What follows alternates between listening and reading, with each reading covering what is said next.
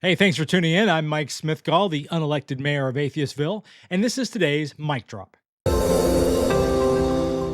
Now, I don't normally do 2 mic drops in a week, but this week is a little different. On Monday, Donald Trump said he would consider labeling Antifa a domestic terrorist group. That statement didn't come out of nowhere. It was part of a broader plan his advisors are drawing up in the wake of the Charlie Kirk killing, a plan to crack down on what they call radical left-wing groups. They're floating racketeering charges, stripping nonprofits of tax status, even criminal charges for groups or individuals they say are targeting conservatives. And here's why that matters here in Atheistville. This channel is about atheism, free thought, and open discussion. If the government starts branding ideologies it dislikes as terrorism, then atheism, already stigmatized as un-American or immoral, is only a step away from the same treatment. So when I hear Trump and Pam Bondi talking about targeting speech, targeting groups, and putting people in cuffs, I take that actually quite personally. If anti-fascism can be terrorism, then atheism can be terrorism. And once you normalize the criminalizing of thought, no worldview is safe. Now, this week, in the span of a few days, we saw 3 examples of government overreach targeting speech. Let's start with Bondi.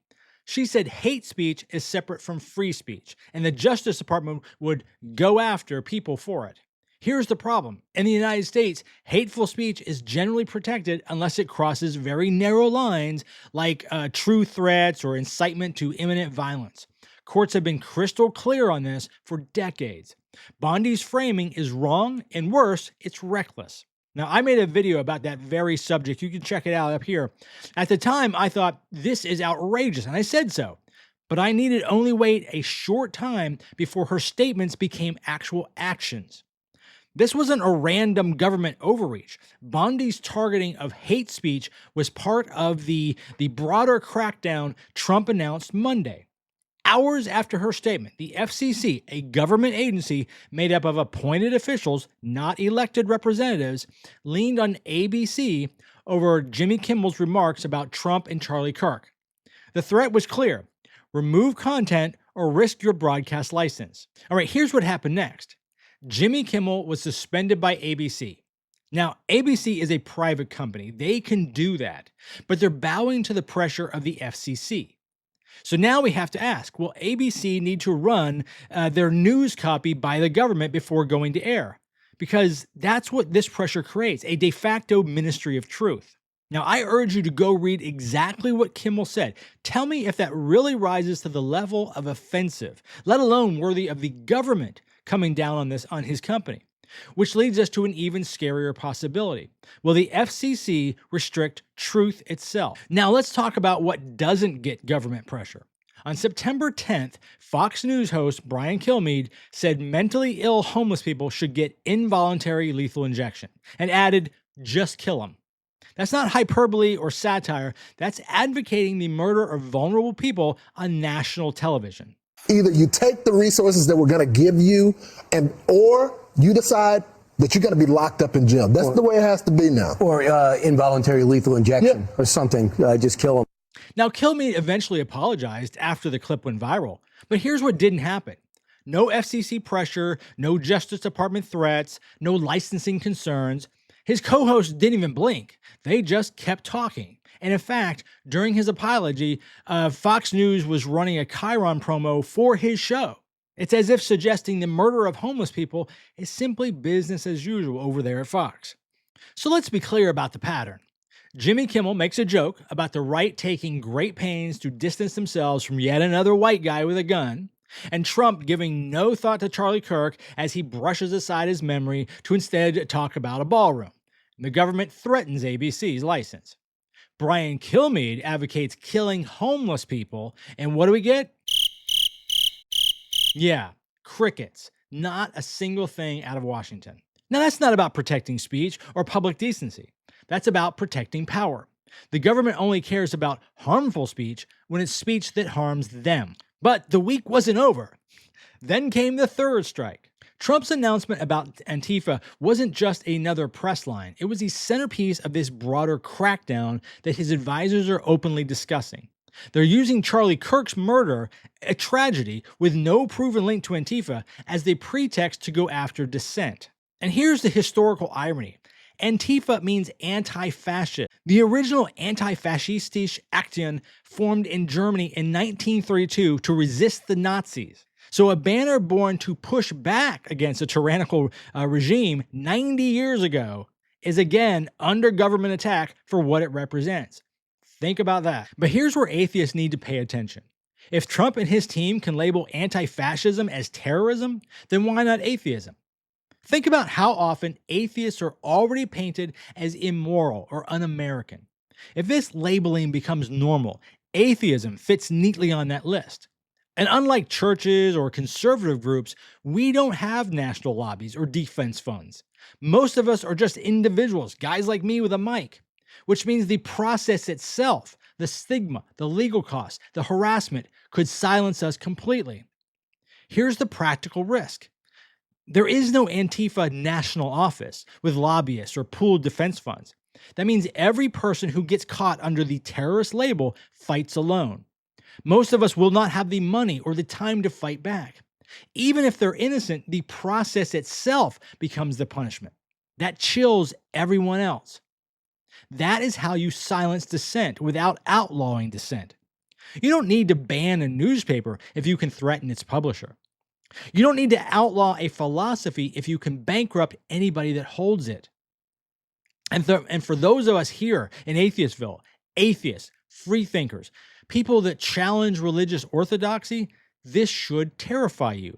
If the government normalizes branding ideas as terrorism, your speech and ideology are under threat.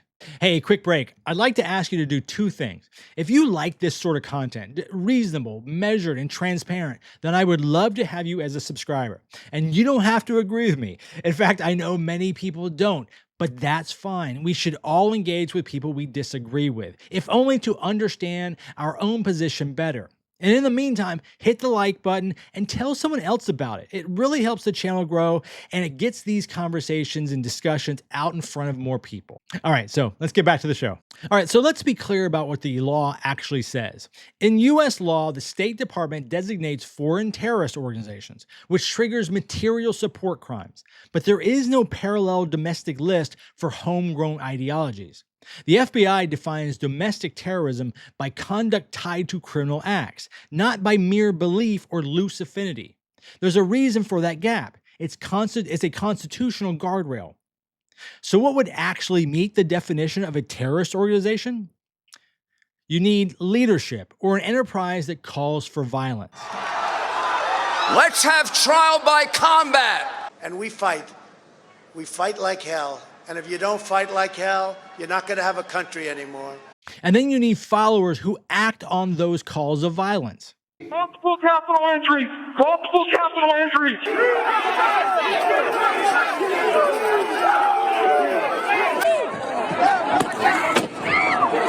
This is now effectively a riot. 1349 hours declaring it a riot.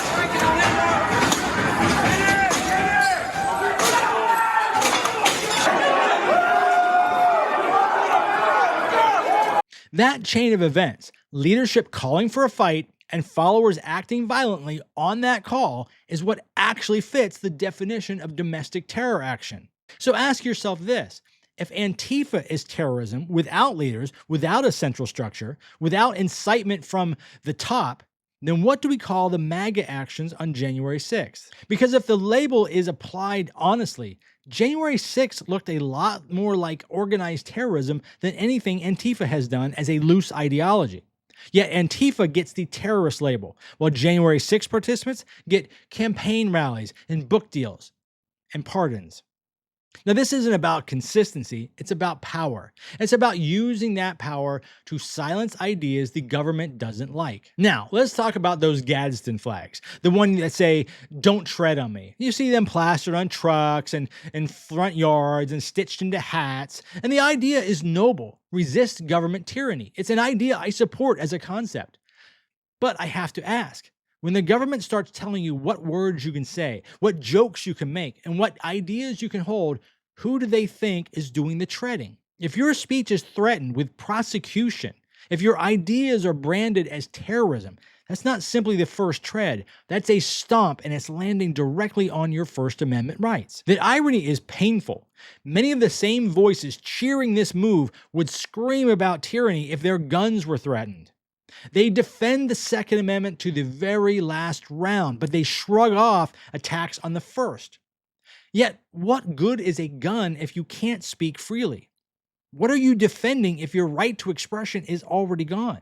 And let's be honest about what real government tyranny looks like. When Christians face actual government actions, like being denied permits for religious gatherings or even having their tax exemption threatened, they rightfully call that persecution. But when the government starts branding secular worldviews as dangerous, when it threatens broadcasters for challenging authority, that's the same tyranny. The difference is Christians have constitutional protections that are well established and defended. Atheists, we're still fighting for basic recognition. The most basic right, the foundation of every other freedom, is speech. That's the tread you should fear. This isn't about left versus right. This is about the Constitution. Liberals and atheists, you are the one that Trump and his advisors are openly targeting in the wake of Kirk's death. They aren't hiding it. They're saying the quiet part very loudly. And Antifa is the test case. Atheism and free thought are one step behind. Now, I can't prove atheism will be next on the list, but I can show you the pattern. Look at how this works. First, you normalize the idea that certain ideologies are inherently dangerous. Then you expand that definition. We've seen this before. McCarthyism started with actual communists, then expanded to include anyone with un-American ideas. Atheism already fits the profile they're building. We're seen as undermining traditional values. We're a minority and without a strong institutional protection. And we can challenge beliefs that many consider foundational to America's identity. If this framework becomes normal, we don't have to guess whether we'll be included. Logic demands it. But conservatives should care about this too. Today, Trump is in charge. Tomorrow, somebody else will be. So picture this. It's 2028, AOC just won the presidency, and she's holding a press conference about targeting hate groups that undermine American values, such as MAGA, to name just one. She's using the exact same legal framework you're cheering today.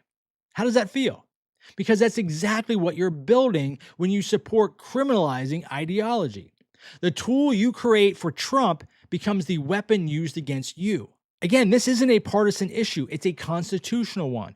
No matter who you voted for, you should be terrified when the government criminalizes ideas.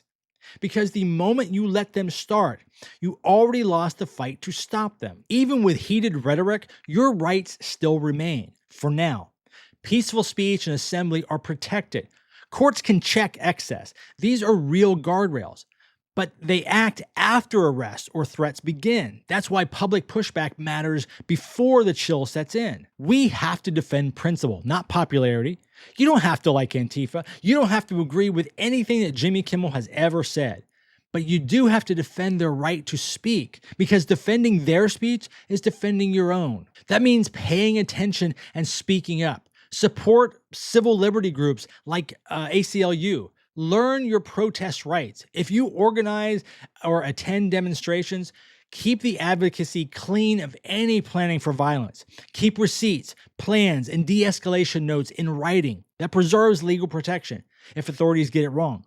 And get legal observers. Most importantly, refuse to give a free pass when government crosses the line, because this week we saw 3 lines crossed in real time. A top official promising prosecution for speech. A regulatory body threatening a license for satire. A president labeling ideology as terrorism. Each one chips away at the First Amendment. Together, they're a hammer strike. And if you want to dig deeper into how government threatens free speech, pick up Nadine Strawson's Hate and Why We Should Resist It with Free Speech, Not Censorship. It's a perfect antidote to Pam Bondi's dangerous rhetoric. Timothy Ash's book, Free Speech, 10 Principles for a Connected World, will show you exactly how the government and corporate pressure we saw with ABC happens worldwide.